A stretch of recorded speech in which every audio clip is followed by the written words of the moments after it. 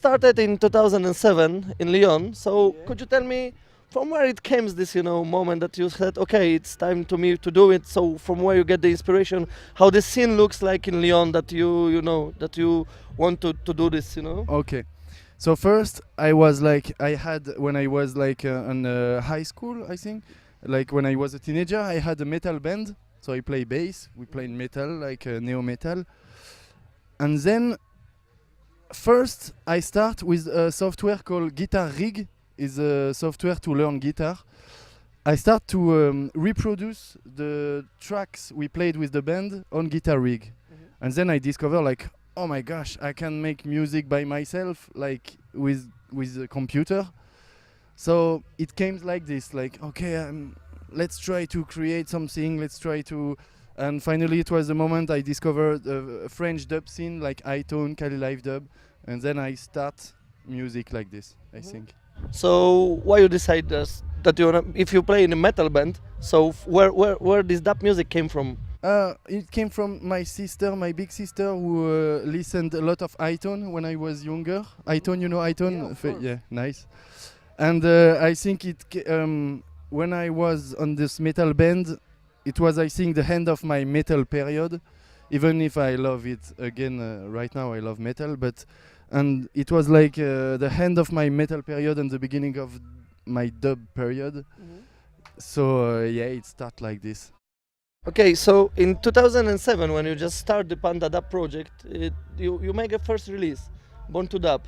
So could you tell me, how it was the process of the production, and how just because you was just a new kid or a fresh person in the dub scene, so you must enter. So how it was for you?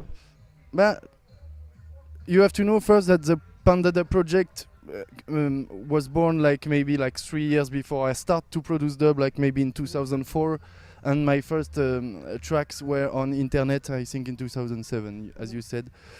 And I can't really answer your question. It's like just it came like naturally. Yeah, naturally. Like okay, I like dub. I discovered this amazing new style I didn't know,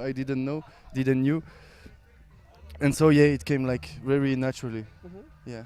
And you also, most of your music are released on net labels. You was working with the net labels. Then you release basically all of your albums in net labels and are for free. Yeah. So is that you want to just hold this independent, or the major things that wasn't interested in those kind of that kind of music? Yeah, as Sam said, it's like all the major stuff is like, I can't say I like it, I hate that. It's like so far away from me. I'm just like a human. I play music, I create music in my room, and so internet came, and the first website was boxon.net, and I saw a lot of artists who put some tracks on this website, and I said, why not? Why should I don't put my own track? And it started like this, and year after year, I was like, okay, I love to just give my music for free. And because I'm a lazy man, and and to put out a real CD, to sell it, and it's so complicated. I don't care.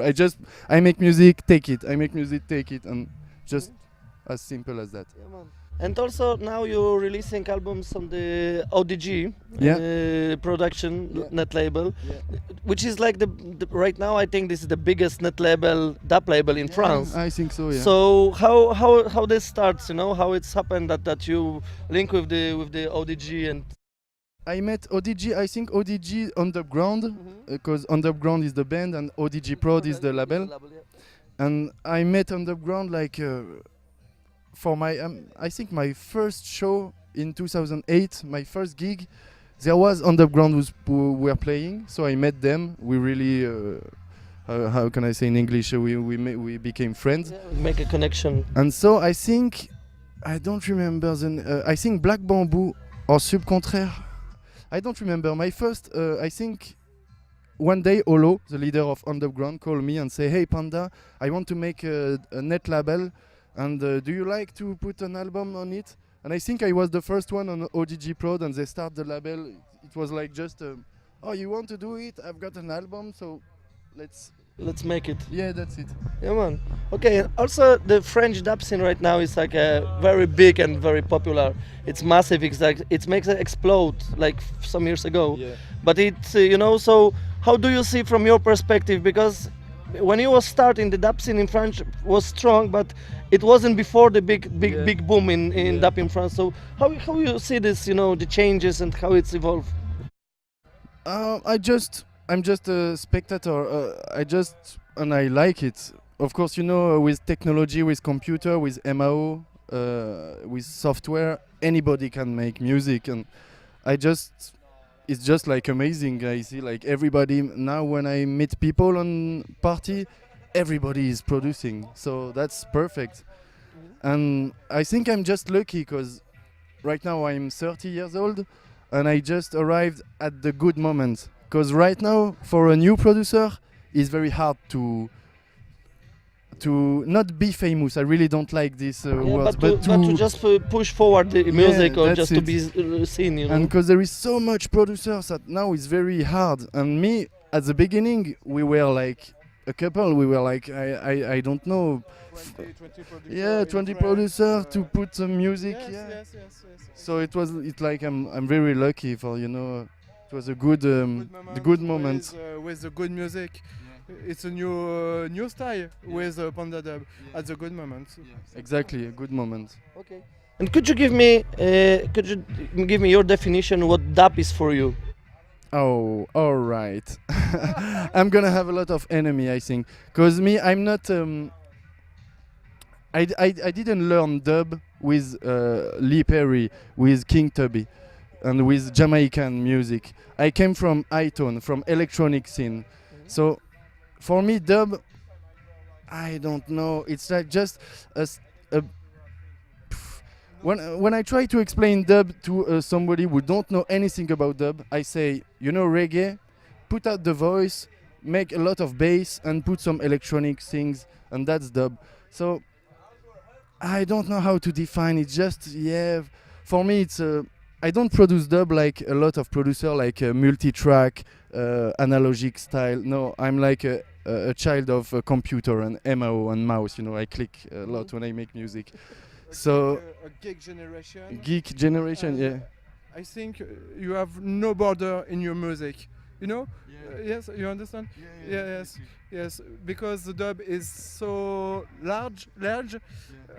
Dubstep style, reggae style, dubstepper style, and other style, hip hop, trap, and he mix all this style in your music. Yeah, in my music. So I don't know if I've got the good definition of dub, but how I see dub is like no rules, just all bass music, all inspiration, like okay, and of course the skank, because the skunk I think is the foundation of dub. When I speak skunk, you understand? Yeah, chinkin, yeah, that's it.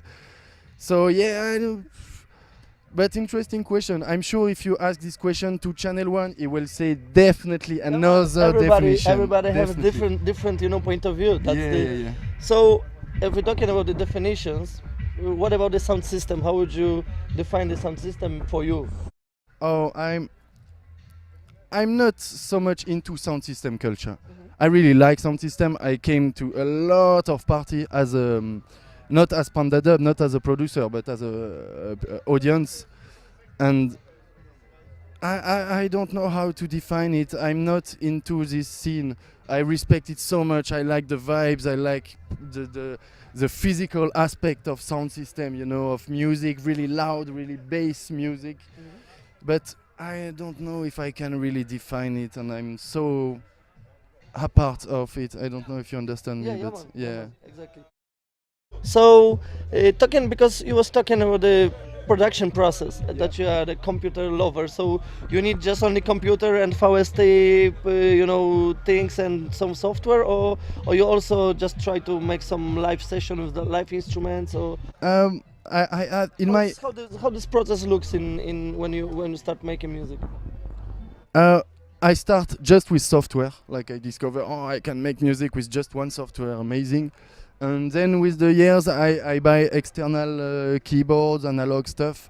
But but I can make music with just one software, nothing else. And I like this process. Just just your mind and and a finger and yeah. Just like a puzzles, click, click. Yeah, that's it. And for a lot of people, it's not. For a lot of people, it's not real. I'm not a real musician because I don't play instrument. Yeah, but yeah, that's new. Yeah, that's it. All producer compose in computer now. Yeah, Yes. that's true. Yeah, that's true.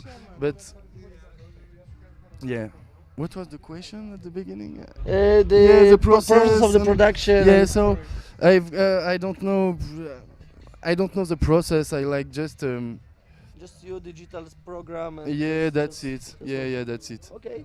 And could you tell me also like a bit about because I know that beside you as a playing like live dub sets like today, there is also like a bigger squad like Panda Dub Live, Yeah. like with the live musicians. Yeah. So could you tell me like a bit about that and who Okay. is involved and, Okay. and So it starts. There is a famous dub festival in France called Télérama Dub Festival, and the guys, the big responsible of the festival, the boss, asked me, "Okay, Panda, we want Panda Dub, but we want a special show. So we create a special show for the festival."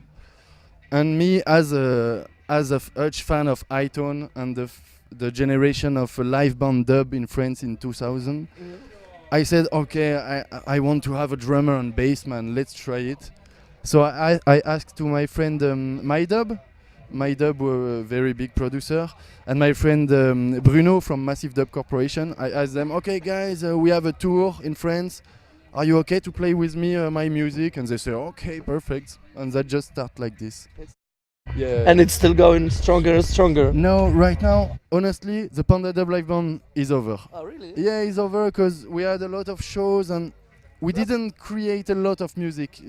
We take my music and they Rearrange replay it and then, yeah. they play it, and every guys of Panda Dub live band, we are so much busy. We don't have time to create new, and we play like for I think 1 year with the Panda Dub live band, yes. 1 year and a half. 1 year and a half. Yeah. The last show is in Greece. Sorry, at Athens.